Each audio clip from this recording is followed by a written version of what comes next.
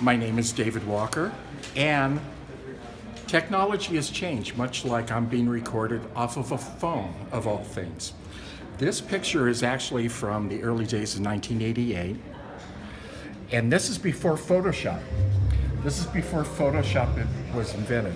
And there was a gentleman by the name of Bob McMahon who headed up the art classes, the graphic design classes, over at Antelope Valley College in Lancaster, California. And the dean at the time was Dennis White. Well, they were the very first people that actually had a computer graphics or computer design class at a college. And Dennis would bring in technology, new technology, because all these new companies were finding out that Antelope Valley College was actually into computer graphics. So he came in with the very first digital camera that existed. Now, this wasn't a portable digital camera like I'm looking at an iPhone right now or a digital phone. It wasn't anything like this. This was tethered. It has a cable that was attached to what was called a Barney scan at the time. This was 2 years before Photoshop was invented. So we actually had this camera, and we had to get it inside the computer via Image Studio, which was devised by Letraset at the time, and colorized with pixel paint.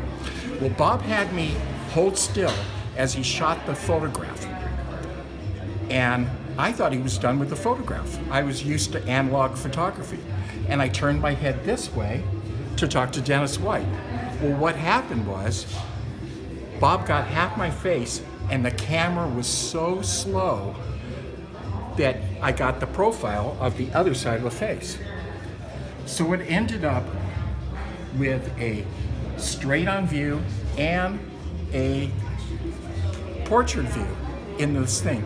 Then you had to bring it into the computer and actually pixel by pixel paint it with pixel paint.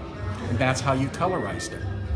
So you look at where we've gone from now into the technology we have today. It's amazing the advances we've gone to be able to take for granted what you had to paint by pixel.